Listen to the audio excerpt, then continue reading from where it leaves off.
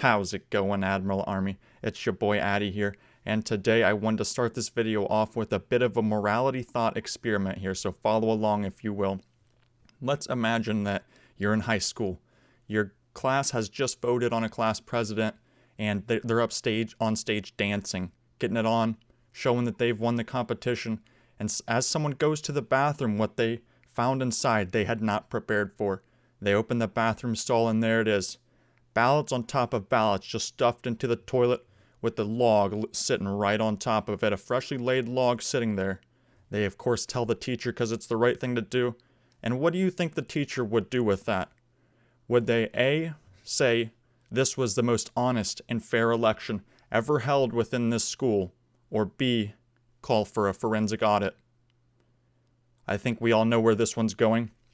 So with that, I wanted to talk about the Georgia election, aka the freshly laid log of the election realm. As we know, Raffensperger has time and time again, and even Kemp himself state, this is the most honest and fair election of all time. Why won't you just listen to us? You may have evidence, but we have words that don't mean anything because we have no accountability. And then they smack you because they don't care what you say. You just need to listen to them, take them at their words. So this story is not too huge, but it is something sort of weird that once more occurred in the election. If you don't know, the group True the Vote that started in Texas had recently, they're the ones that sort of, their mission was to go around and make sure that election integrity was secured, and they were primarily focused on proving that people who moved out of states were no longer eligible to vote. That is their main goal. They go through the post office registration and check to see whether people had recently moved out of the state or not. Something I would assume many people would be able to do, many people would know about. I mean, if your registration for where you live at is literally kept within the United States Postal Service, which would make sense, why is it that it's so difficult for people to pinpoint these things? But anyways, True the Vote brought this to the election board in many counties in Georgia, stating that a lot of their registered voters had actually moved away and were no longer eligible to even vote there. And this was for the Senate runoff this time, I believe, because the group was started after the election. But what occurred then was True the Vote brought the statistics that they had to prove that people had moved away, or at least with a valuable merit to them. They showed this to the election board officials in different counties in Georgia, and they were supposed to rule on the merits to see whether this was something that they should actually look into or not, whether they should actually take action on this or not. And two of the counties did.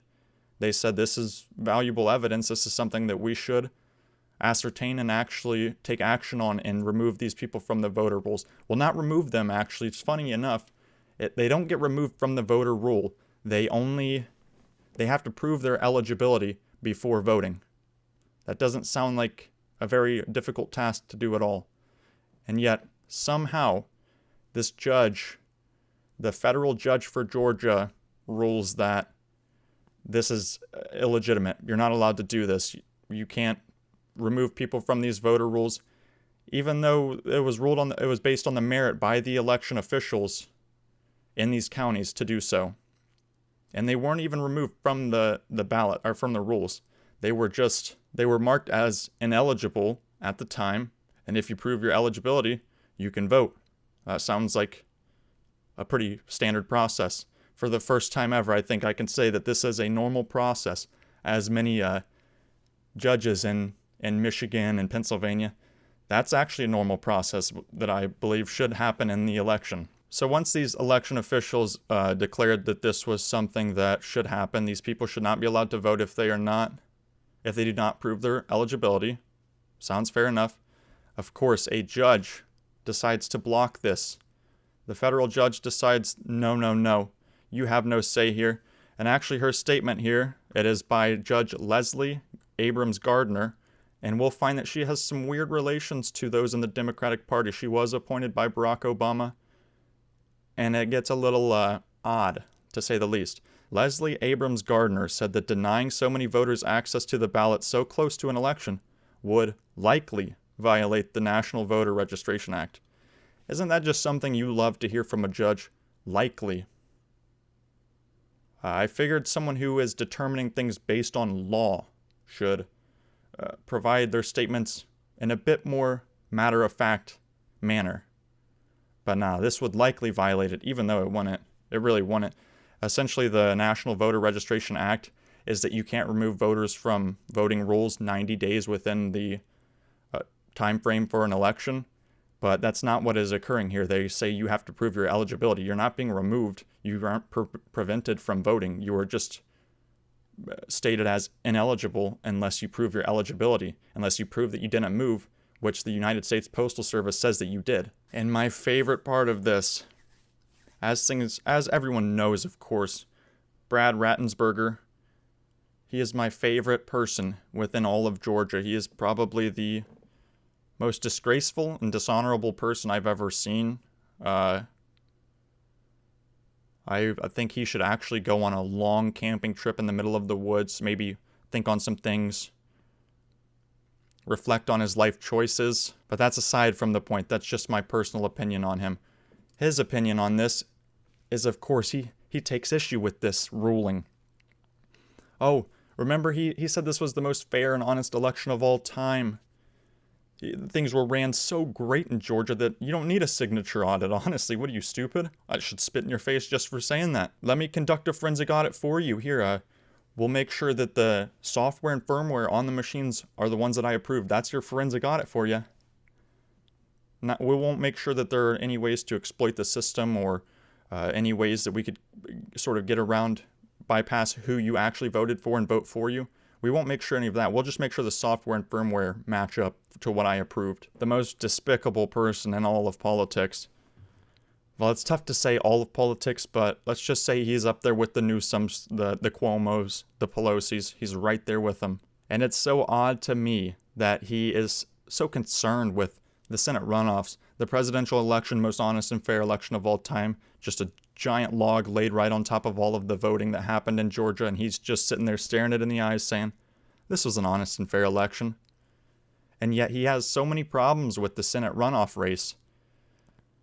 He has declared, oh yeah, we're going to make it so much more secure. We'll have less drop boxes, of course. We need to make sure that we run an election twice as fair as the most honest and fair election of all time. And his statements about the judge's ruling are so comical. It seems like a sitcom with this guy. I feel like it's just pre-planned. He has a script a manuscript that he's just supposed to read these lines off of to make it sort of as funny as possible. I think historians will read back on this and wonder if this is actually how things went down or not. And I can assure you historians it is. Trust me. So this is his statement on this judge ruling that these 4,000 votes should not be thrown out from these voters who, by virtue of the United States Postal Service, have registered it to have moved to a different state. This is his statement here.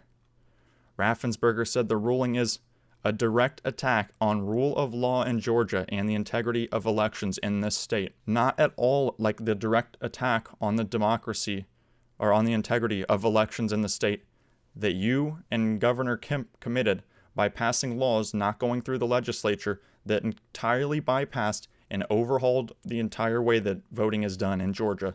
That is not at all the same. It's not at all sort of destroying the integrity of elections in Georgia, like removing signature verification entirely. Just throw that in the trash. No signature verification. We don't need that here. Of all the people to take a stand on this and say that what this person did was wrong, Raffensperger is the furthest from the one who should be able to do that. He is such a disgrace, such a despicable person.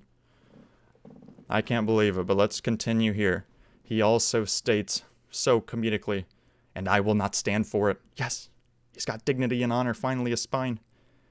Without even hearing from Muskogee, I don't know, something like that, county, a President Obama appointed judge has decided to overturn the express will of Georgia law and the county election officials around the state who follow it.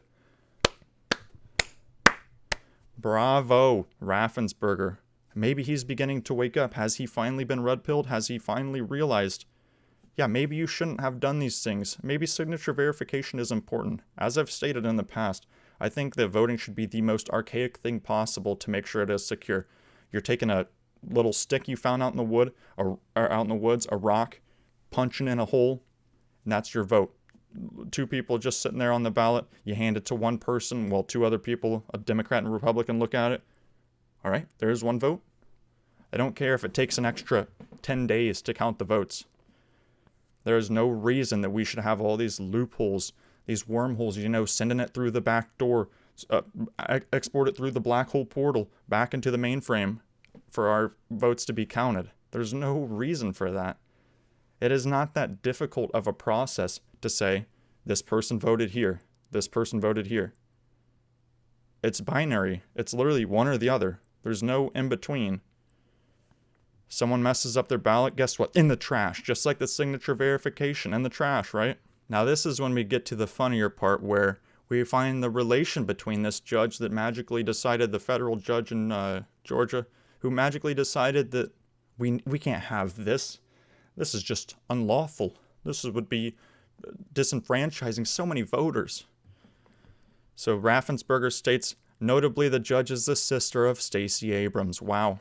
On November 18th, Stacey Abrams' organization Fair Fight donated $2.5 million to Senate Majority PAC, for which the plaintiff Majority Forward serves as the nonprofit arm.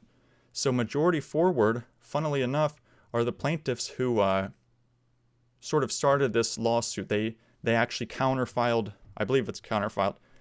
They filed a lawsuit suing the election boards in these states, or in these counties, Muskogee, and Ben Hill. And Majority Forward, I've seen their docket claims over and over again, this isn't true, this isn't right. And yet magically, her sister Stacey Abrams is the one who donated $2.5 million to that. And that donation was the largest to Senate Majority PAC since the November election.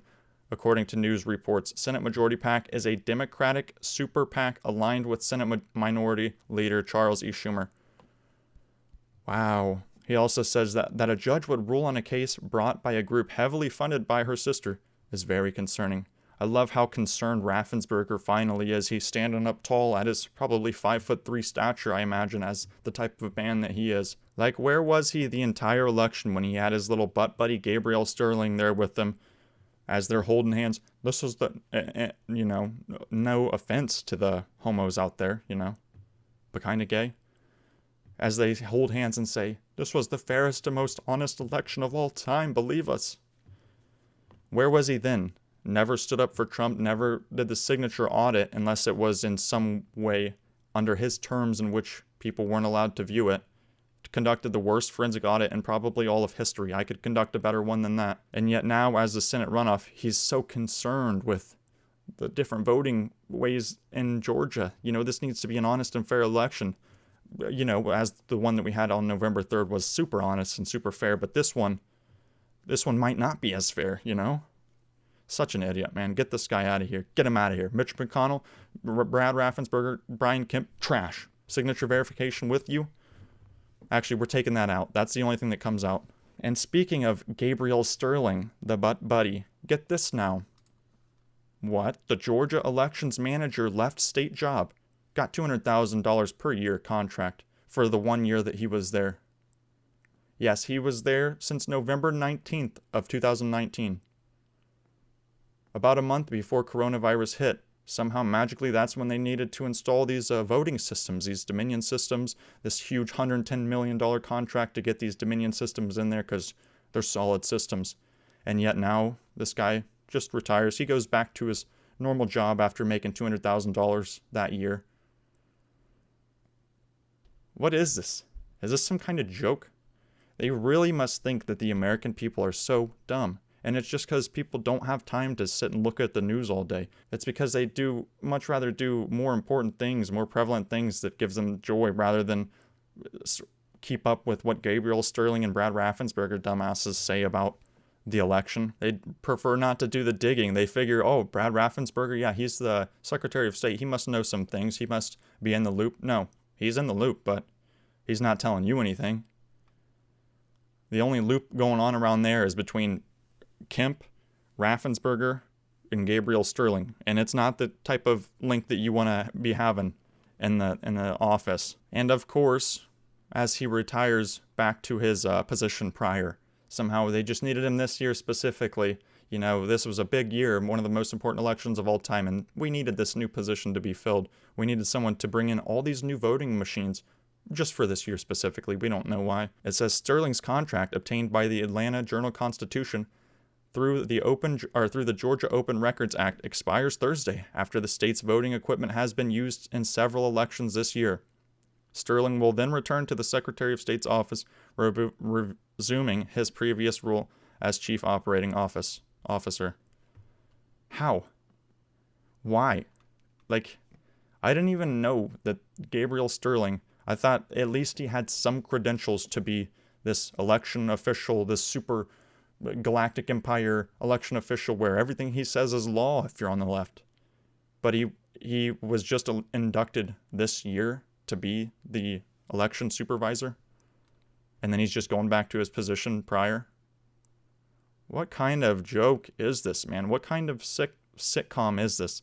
Like, usually a sitcom you're supposed to laugh at. This one just disgusts me and makes me want to, I don't even know, go into the same spot where those previously mentioned ballots were with a log on top of them. I'm so tired of it. Raffensperger, please get out of there. McConnell, please. Please, just go away, Mitch McConnell. We don't need you. So tired of these. They bring a whole new definition to rhinos. I'll have to think one up sometime. But it's whatever. That is the going-ons with the Georgia election so far. Yeah, most honest and fair election of all time. Don't forget it. But if you enjoyed this video, leave a like, comment, subscribe, and I'll see you in the next one. Goodbye.